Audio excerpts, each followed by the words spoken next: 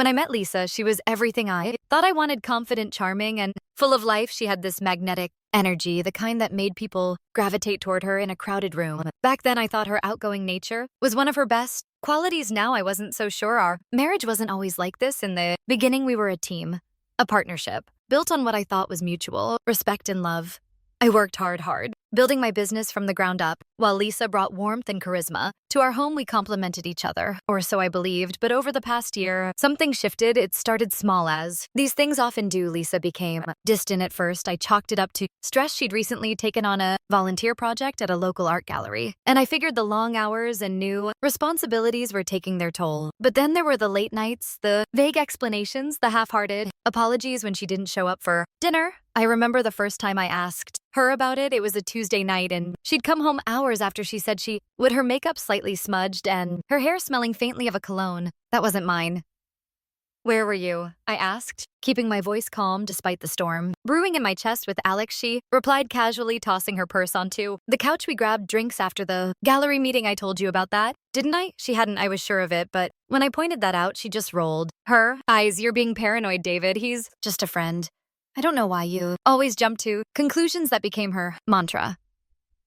"He's just a friend." Every time I asked, every time her stories didn't quite add up, that's what she told me. And every time I tried to believe her, I told myself I was being overly suspicious, that my doubts were a reflection of my insecurities, not her actions. But it was hard to ignore the patterns, the way her phone was always face down on the table, the way she suddenly had meetings or events that never seemed to end when they were supposed to, the way she lit up when she talked about Alex, his sense of humor, his taste in music, his insights into art. One night I asked her outright, "Lisa, are you seeing someone else?" Her reaction was immediate and not what I expected. She didn't get defensive or angry. Instead, she laughed. "David, do you even hear yourself? Alex is just a friend. Why would you even think that?" I couldn't tell her why not without sounding crazy, but there was something about the way she said his name, the way her eyes softened and her lips curled into a faint smile that made my stomach twist. Still, I let it go. What else could I do? I didn't have proof, just a nagging feeling that something wasn't right. And Lisa was so good at reassuring me, at making me doubt my own instincts. But the doubts didn't go away. They only grew stronger, especially as her behavior became harder to ignore. She started dressing differently, sleeker, more polished. Her laughter felt more distant, as if she were somewhere else, even when we were in the same room. And the intimacy between us, that was the biggest casualty of all. It wasn't just physical. It was in the little things, the way she stopped holding my hand when we walked together, the way she no longer asked about my day or shared hers in return. Our conversations became transactional, reduced to logistics and surface level pleasantries. I started dreading the nights when she came home late, smelling like someone else's cologne. I hated the mornings when she left early without a goodbye, her phone buzzing with messages from numbers I didn't recognize. And most of all, I hated how powerless I felt. I tried to confront her again, this time more directly. "Lisa, I feel like we're drifting apart. Is there something you're not telling me?" Her response was almost pitying. "David, you're imagining things. Maybe you should focus on your work instead of overanalyzing everything I do. Do focus on my work." That was her answer to everything, and in a way she wasn't wrong. My work was the one thing I could control, the one area of my life where I still felt competent. But even that started to suffer under the weight of my doubts and frustrations. By the time Alex became a regular name in our arguments, I'd stopped asking questions. What was the point? Every time I brought him up, it ended the same way, with her accusing me of being insecure, controlling, or paranoid. I thought about hiring a private investigator, but the idea felt too extreme, too final. If I went down that road, there would be no turning back. So instead, I kept my suspicions to myself and tried to focus on the parts of our marriage that still worked, however few they were. But even as I tried to ignore the cracks in our foundation, I couldn't shake the feel that Lisa was slipping further and further away from me. And the worst part, I wasn't sure if I wanted to hold on anymore. Maybe she was right. Maybe I was being paranoid, or maybe deep down I already knew the truth. I just wasn't ready to face it yet. The night of the party felt like a crossroads before I even walked through the door. I couldn't quite explain it, but there was this weight in the air, as though the universe was holding its breath, waiting for something to snap. It wasn't just any party. It was an annual event hosted by one of my business partners, Richard. These gatherings were the epitome of high society, elegant, glittering affairs where everyone seemed to have something to prove. Lisa was unusually enthusiastic about this one. She'd spent days picking out her dress, a sleek black number that hugged her in all the right places. She'd gone to the salon, spent hours on her makeup, and even splurged on a pair of designer heels she'd been eyeing for weeks. Watching her get ready, I was reminded of the woman I fell in love with, the one who could light up a room without trying, but something about her excitement didn't sit right with me. it wasn't for me, and I knew it as we pulled up to the venue. Lisa's mood was electric. She stepped out of the car, her confidence radiating like a beacon. I followed her inside, my already churning with unease. The party was everything you'd expect: soft music, expensive champagne, and people laughing too loudly at each other's jokes. Lisa disappeared into the crowd almost immediately, a social butterfly fluttering from one conversation to the next. I hung back, sipping my drink and exchanging polite nods with acquaintances. This was her world more than mine, and I'd learned long ago that trying to keep up with her in these settings was a losing battle. And then saw him, Alex. He was leaning against the bar, his posture casual but commanding. He had that air of someone who knew he was being watched and liked. His smile was too easy, his laugh too loud, and his gaze was locked onto Lisa. I watched as her face lit up when she saw him, her steps quickening as she made her way over. The way he greeted her, leaning in close, his hand brushing her lower back, made my blood run cold. Couldn't hear what they were saying, but their body language told me everything I needed to know. I wanted to walk over to interrupt, to remind Alex and Lisa who she'd come with, but something held me back. Maybe it was pride, maybe it was fear of what I'd see up close, or maybe it was the growing realization that I was the outsider in my own marriage. For the next hour, I kept my distance, but my eyes never left them. They moved around the room together, laughing, talking, their heads bent close in a way that felt far too intimate. Lisa barely looked in my direction, as though I wasn't even there. It was like watching someone else's life unfold in front of me. At one point, Richard approached me, his jovial demeanor masking a hint of concern. "Your wife seems to be enjoying herself," he said, nodding toward Lisa and Alex. Forced a smile, she always does, but the words tasted bitter. Enjoying herself, that's what she called it. Wasn't it just fun, harmless fun with her friend? But there was nothing harmless about the way she looked at him, the way her hand lingered on his arm, the way his gaze followed her every move. The breaking point came later that evening. I had moved closer to the bar, needing something stronger to dull the edges of my frustration. As I waited for my drink, I overheard snippets of their conversation. "You look stunning tonight," Alex said, his voice low and deliberate. Lisa laughed, a silly melodic sound that used to belong to me. "Stop it. You're going to make David jealous, am I?" Alex replied, his tone dripping with mock innocence. "He doesn't seem to mind, or maybe he's just used to it by now." My grip tightened around my glass. "Used to it." The audacity of his words hit me like a slap, but it was Lisa's response that truly gutted me. She smirked, leaning closer to him. "David's harmless, he knows. This is just friendly, that word again. It felt like a knife twisting in my chest, its blade honed by months of denial and gaslighting. I could feel the stares of others nearby, could hear the murmured whispers that followed wherever Lisa and Alex went. The humiliation was palpable, and for the first time I felt like I truly didn't belong, not just at the party, but in her life. When she finally glanced my way, it was almost as an afterthought. Our eyes met across the room, and for a split second I saw something flicker in hers. Guilt, concern, or was it just annoyance that I was still there watching, waiting? By the time we left the party, my silence was heavy enough to fill the car. Lisa, of course, acted as if nothing was wrong. She chatted about the people she'd seen, the conversations she'd had, her tone light and carefree. It was infuriating. Finally, I couldn't hold it in any longer. I saw the way he looked at you, I said, my voice quiet but firm. Her response was immediate and unapologetic, and I liked it. "What are you going to do about it?" Her words hit me like a punch to the gut, the casual cruelty of them, the way she didn't even bother to deny it. It was the final crack in a foundation that had been crumbling. For months, I stared at her, searching for some sign of remorse, some hint that the woman I married was still in there somewhere, but all I saw was defiance. "Nothing," I said finally, my tone as cold as the ache in my chest. "I'll let him have you. I only fight for things with value." She didn't reply, and the silence that followed was deafening. By the time we pulled into the driveway, I'd already made up my mind. This wasn't just a rough patch. This wasn't something we could fix with an argument or an apology. This was the end.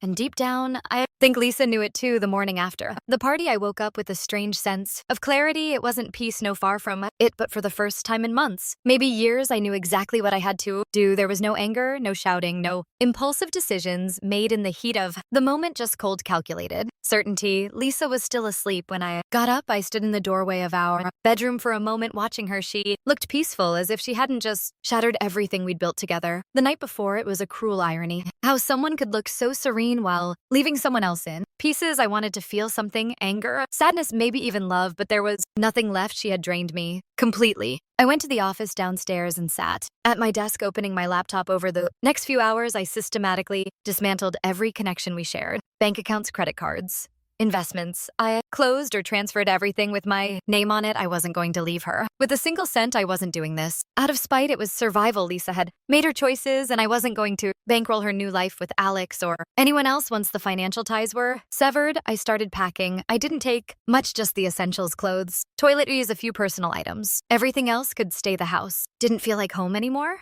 It felt like a shell, a place where lies had been. Carefully cultivated and nurtured, I couldn't live there, not after everything. I left a note on the kitchen counter. It wasn't poetic or emotional. Just a few lines that said everything I needed to say. You wanted him. Now you have him. Good luck. It was almost noon by the time Lisa woke up and came. Downstairs, I was sitting on the couch, my bags by the door. She froze when she saw them, her face a mix of confusion and annoyance. What's this? She asked, her tone sharp. I'm leaving, I said, simply, not bothering to sugarcoat it. Her eyes narrowed. You're being ridiculous, David. Over one stupid comment at a party grow up, I laughed, a bitter, hollow sound that even surprised me. This isn't about one comment, Lisa. It's about all the lies, the nights you didn't come home the way you've treated me, like a fool while you carried on with Alex or whoever else. Her face darkened. I told you Alex is just a friend. I stood up, grabbing my bag. Spare me. I've heard enough lies to last a lifetime. You can keep pretending if it makes you feel better, but I'm done. For a moment, she looked panicked, like she was finally starting to understand what was happening. You're seriously leaving just like that? Just like that, I said, my voice calm. I only fight for things with value, Lisa, and you've made it very clear that this marriage doesn't have any. Her mouth opened as if to argue, but no words came out. I didn't wait for her to find them, picked up my bags and walked out the door, closing it behind me without looking back. Leaving the house felt surreal. Everything I'd worked for, everything I thought my life was supposed to be, was behind that door, and yet as I drove away, I felt lighter. It wasn't happiness, not yet, but it was freedom. The weight of Lisa's betrayal, the constant second-guessing, the humiliation, it was all starting to lift. I checked into a hotel that night, using the time alone to figure out my next steps. My phone buzzed constantly with messages from Lisa. They started with anger. You're overreacting. You'll regret this. Then they shifted to guilt. Tripping. I gave up so much for you, and this is how you treat me. Finally, they turned desperate. David, please, we can fix this. I'll do better, I promise. I didn't respond. What was there to say? She wasn't sorry for what she'd done. She was sorry she'd been caught, sorry her actions had consequences, sorry that her safety net was gone. Over the next few days, I started putting my life back together. I rented a small apartment in the city, just enough space for myself. It wasn't much, but it was mine. I focused on work, pouring my energy into the business that had always been my anchor. My colleagues noticed the change in me, but no one pried for that. I was grateful. Meanwhile, Lisa was falling apart. Mutual friends started calling me, asking what had happened. Lisa's been telling people you abandoned her. One friend said she's saying you left her with nothing. She's not wrong, I replied. I left her with exactly what she earned. Words spread quickly, and Lisa's carefully curated image began to crumble. Without access to my money, her lifestyle took a hit. The designer clothes, the fancy dinners, the lavish social events, all of it was gone. And with it, so were many of her so-called friends. I heard about her and Alex through the grapevine. It didn't take long for their affair to lose its spark. Without my resources, Lisa wasn't as appealing, and Alex wasn't exactly the knight in shining armor she'd painted him to be. Their relationship became volatile, full of fights and accusations. It was almost poetic in its irony. She traded stability for excitement and ended up with neither. One day, Lisa showed up at my office. I wasn't expecting her, but when my assistant buzzed me, I decided to let her in. I was curious. If nothing else, she looked different, tired, worn down. The confident, glamorous woman I'd married was gone, replaced by someone I barely recognized. David, she began, her voice softer than I'd ever heard it. Can we talk? I leaned back in my chair, folding my arms. What do you want, Lisa? She hesitated, her eyes darting around the room as if searching for the right words. I made a mistake, she said finally. I know I hurt you, and I'm sorry. I miss us. I almost laughed. Miss us? You didn't seem to miss us when you were with Alex, or when you were spending my money while lying to my face. Her face crumpled, and for a moment, I thought she might cry, but I didn't feel pity. I didn't feel much of anything. You have no idea what I've been through, she said, her voice breaking. You're right, I replied, and I don't care. You made your bed, Lisa. Now you get to lie in it.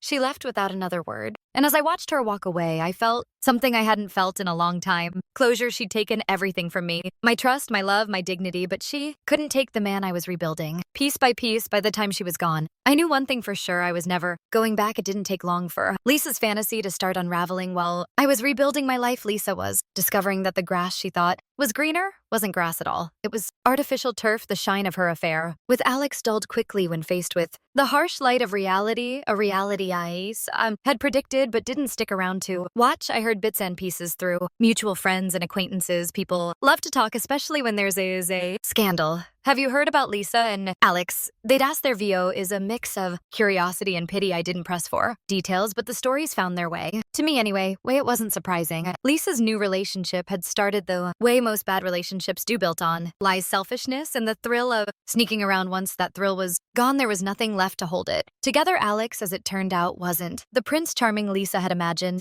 him to be. Without my financial support, her life took a sharp nosedive. The house was mine, the accounts were mine, and every luxury once taken for granted disappeared overnight. Her credit cards were useless, her designer wardrobe suddenly irrelevant when she couldn't afford to maintain the image she'd curated for herself. It didn't help that Alex wasn't exactly a pillar of stability. Either he'd been drawn to Lisa because of the lifestyle I'd provided, mistaking her ability to spend money for a reflection of her worth. When that lifestyle evaporated, so did his patience. He wasn't interested in supporting her, not financially, not emotionally, not in any way that mattered. I heard about their first big fight from a friend who'd been at the same bar they were in. It was ugly, he said, shaking his head. He was yelling about how she's nothing without your money, and she stormed out. I almost felt sorry for her. Almost I didn't. Lisa's calls and texts became sporadic after that. When she did reach out, it was never to admit she'd been wrong or to take responsibility for her choices. Instead, it was complaints about how hard her life had become. David, one message read, "You don't understand how much I'm struggling, Alex, and I had a fight and I don't know what to do." Another said, "I need help. I made a mistake and everything is falling apart. Please, can we talk?" I didn't reply to any of them. What was the point? Lisa wasn't looking for closure or reconciliation. She was looking for a lifeline, a way to crawl back to the comfort she'd so carelessly discarded. But I wasn't that man anymore. I wasn't her safety net, her backup plan, her dorm as weeks turned into months. Lisa's situation only worsened. I heard she'd moved out of the small apartment she'd shared with Alex after he'd finally had enough and kicked her out. Apparently, their fights had escalated, with Alex blaming her for dragging him into a life of financial instability and Lisa accusing him of using her. Both were probably right. One of her friends, someone I barely knew, called me one afternoon. "David, I don't know if you care, but Lisa's not doing well," she said, her voice hesitant. "She's staying on someone's couch and barely getting by. Maybe you should talk to her." "Why?" I asked flatly. "She made her choices, let her deal with them." The friend didn't argue, and I appreciated that I wasn't interested in playing the role of savior, not for Lisa. She'd made it clear that I wasn't enough for her when it mattered. Now she was finding out that the life she'd thought she wanted came with the price she couldn't afford. What I found fascinating, in a darkly ironic way, was how Alex's behavior mirrored Lisa's, just as she'd taken me for granted, assuming I'd always be there no matter what Alex had done. The same to her. He thought he could live off the remnants of her old life without contributing anything of value himself. When it became clear that wasn't possible, he turned on her, revealing the kind of man he truly was: shallow, selfish, and quick to blame anyone but himself. Lisa, for all her flaws, wasn't stupid. She must have seen the parallels. I wondered if she ever thought about how she'd treated me when Alex was berating her for not being the woman he thought she was. I wondered if she recognized the irony when she realized she traded a stable, loving relationship for a man who cared more about appearances than substance. One night, I got a message from Lisa that was different from the others. It was longer, more introspective, almost like a journal entry she hadn't meant to send. "David, I know you don't want to hear from me, but I can't stop thinking about what I did to us. Alex was never what I thought he was, and I see now how blind I was. I threw away something good, something real for nothing. I don't expect you to forgive me, but I just needed to say that I'm sorry. Truly." I read it twice, maybe 3 times. Before setting my phone down, there was no anger in her words, no excuses, no attempts to shift the blame. For the first time, Lisa sounded like someone who understood the weight of her choices, but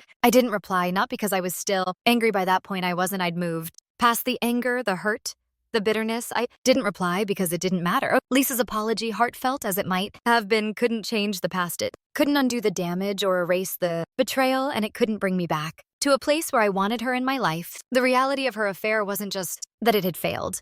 It was that it had revealed the truth about both of us. Lisa had been chasing something that didn't exist, a fantasy of freedom and excitement that crumbled under the weight of real life, and I'd been holding onto someone who wasn't capable of valuing what we had. In the end, affair wasn't the cause of our downfall. It was the symptom of something deeper, something broken that we both ignored for too long, and as painful as it was, I was grateful for the clarity it brought. because now for the first time I could see the path forward and it didn't include Lisa. Starting over wasn't easy, but it was necessary. Walking away from Lisa and everything tied to her felt like jumping. Blinded off a cliff without knowing where I'd land, but in that uncertainty, I found a strange kind of freedom for the first time in years. My life was mine to shape, unburdened by her lies or my lingering doubts. The first few weeks were the hardest. The silence in my new apartment was deafening, a constant reminder of what I'd left behind. The little routines we'd shared, Sunday mornings with coffee, late night movies on the couch, were suddenly replaced by an emptiness I didn't know how to fill. But over time, I realized that emptiness wasn't a void. It was a blank canvas. I poured myself into work, not as an escape, but as a way to regain control. My company had always been my NER, the one thing I could rely on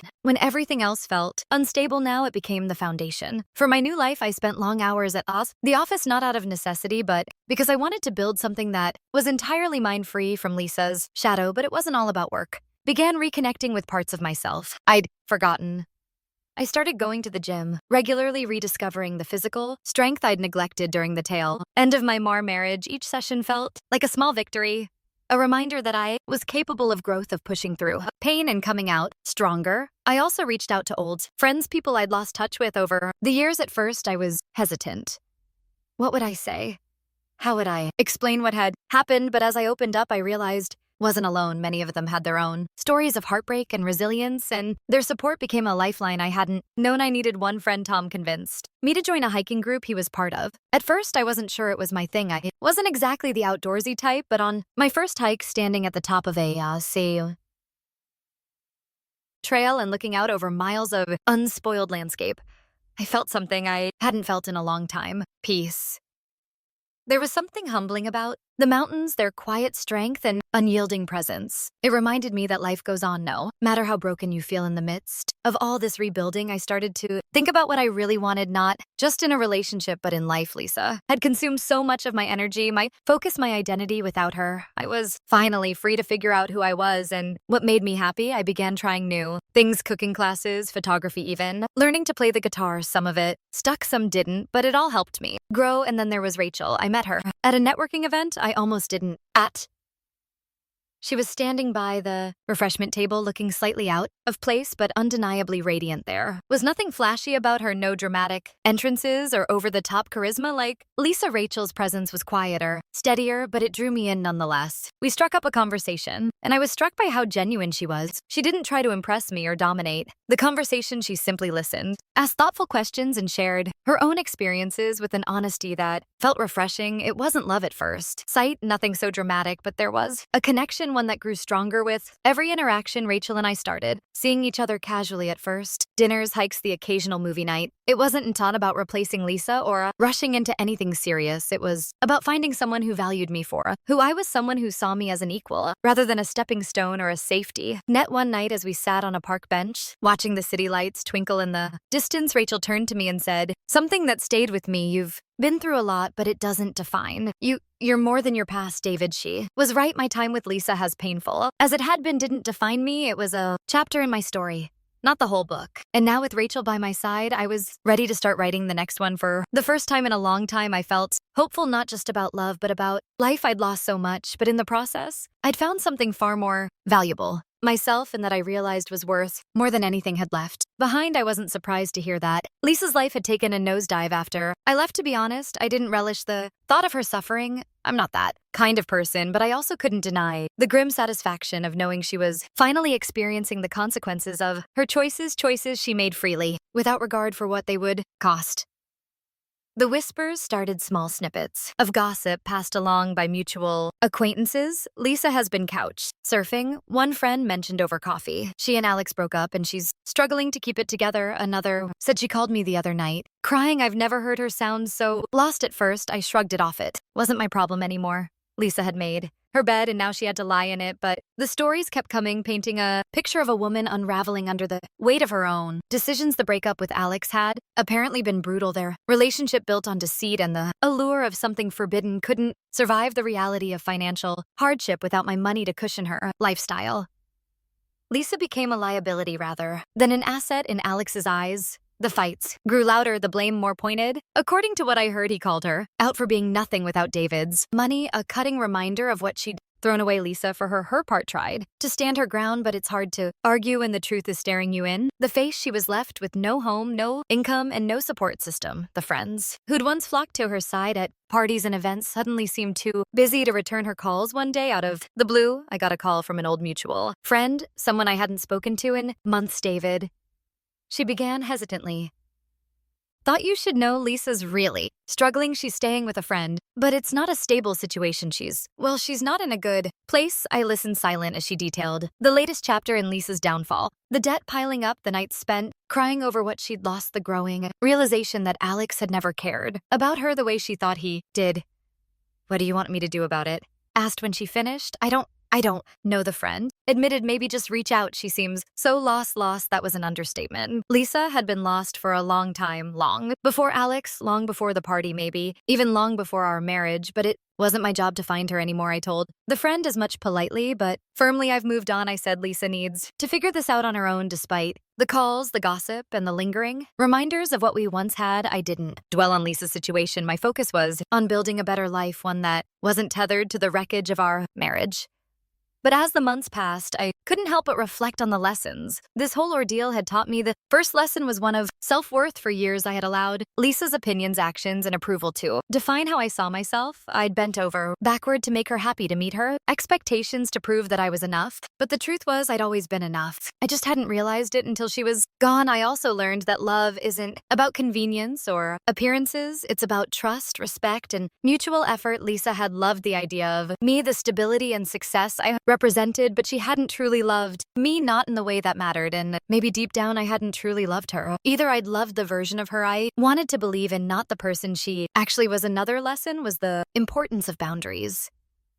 I'd ignored my instincts for far too long, letting Lisa's charm and excuses override the doubts that gnawed at me. If I'd set firmer boundaries early on, maybe things would have turned out differently, or maybe they wouldn't have, but at least I wouldn't have wasted so much time doubting myself. Lisa tried to contact me one last time. This time it wasn't a call or a text. It was a letter, handwritten and delivered to my office. I opened it, half expecting another round of apologies or pleas for help, but what I found was something else entirely.